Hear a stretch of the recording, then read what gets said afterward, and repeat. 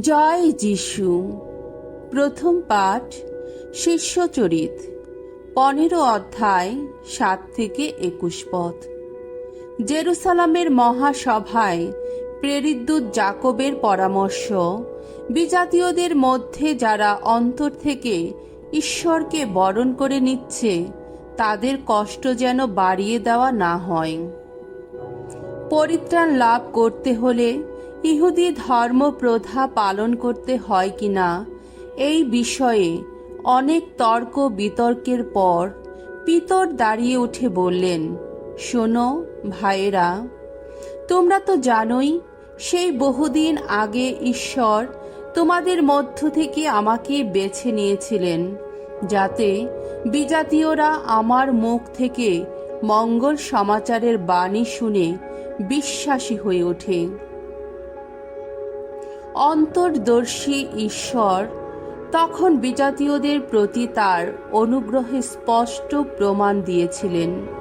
তিনি যেমন আগে আমাদের নিজেদের অন্তরে পবিত্র আত্মাকে দিয়েছিলেন, তেমনি তখন তিনি তাদের অন্তরেও তাকে দিয়েছিলেন। কই, তখন তো তিনি তাদের ও তোমাদের মধ্যে কোনো পার্থক্যই রাখেননি, বরং খ্রিস্ট বিশ্বাসের গুণে তাদের অন্তর তিনি নির্মল করে তুলেছিলেন। তাহলে যে জোয়াল আমাদের পিতৃপুরুষেরা ও আমরা নিজেরাই বহন করতে পারিনি, এখন এই বিজাতীয় শিষ্যদের ঘাড়ে সেই জোয়ালটা চাপিয়ে দিয়ে তোমরা ঈশ্বরকে যাচাই করতে যাচ্ছ কেন? না, আমরা বিশ্বাস করি যে আমরা প্রভু যিশুর অনুগ্রহেই পরিত্রাণ পেয়েছি, ঠিক তাদেরই মতো। এই কথা শুনে সভার সকলে নীরব হয়ে গেলেন।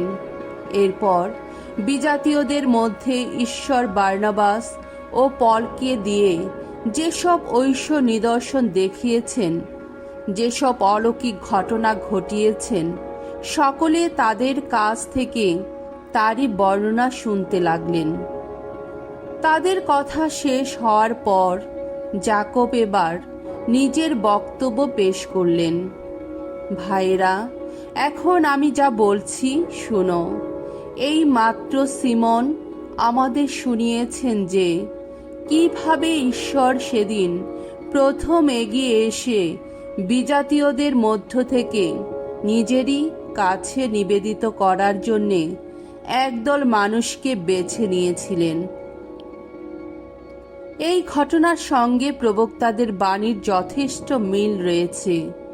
শাস্ত্রে তো লেখাই আছে, প্রভু বলছেন, এরপর আমি ফিরে আসব, দাউদের ভেঙে পড়া ঘর আবার আমি গড়ে তুলব।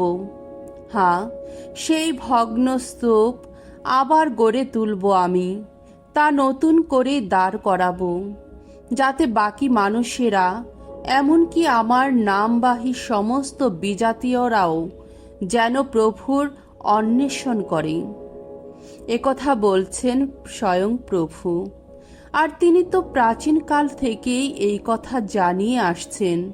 তাই আমার অভিমত হলো এই, বিজাতীয়দের মধ্যে যারা এখন অন্তর থেকে ঈশ্বরকে বরণ করে নিচ্ছে তাদের কষ্ট না বাড়িয়ে বরং তাদের কাছে লিখে পাঠানো হোক, তারা যেন ব্যভিচার থেকে দূরে থাক এবং দেবমূর্তির সংস্পর্শে দূষিত কোনো খাদ্য কিংবা গলা টিপে মারা কোনো পশুর মাংস তারা যেন না খায়, কোনো রক্ত যেন মুখে না নেয়। হাজার হোক, সেই কত প্রাচীন যুগ থেকে প্রত্যেকটি শহরে এমন লোক তো আছেই, যারা মসির বিধি নির্দেশ প্রচার করে, আর সমাজগৃহগুলিতে প্রতি শনিবারেই তো তা পাঠও করা হয়। প্রভুর বাণী। ঈশ্বরকে ধন্যবাদ। সাম সঙ্গীত 96 অধ্যায় 1 থেকে 3 পদ, 10 পদ। ধো, জগৎ জুড়ে ঘোষণা করো মঙ্গল সমাচার। ভগবানের উদ্দেশ্যে গাও আজ নতুন গীতিকা। ভগবানের উদ্দেশ্যে গান গাও সমগ্র ধরণী। ভগবানের উদ্দেশ্যে গান গাও, তার নামটির প্রশস্তি করো। প্রতিদিন শোনাও তার ত্রাণ কীর্তি গাথা। বিজাতীয় সবার কাছে বলো তার মহিমা প্রকাশের কথা। সকল জাতির কাছে তার অপরূপ শত কীর্তির কথা। বিজাতীয় সবার কাছে ঘোষণা করো ভগবান রাজত্ব করেন।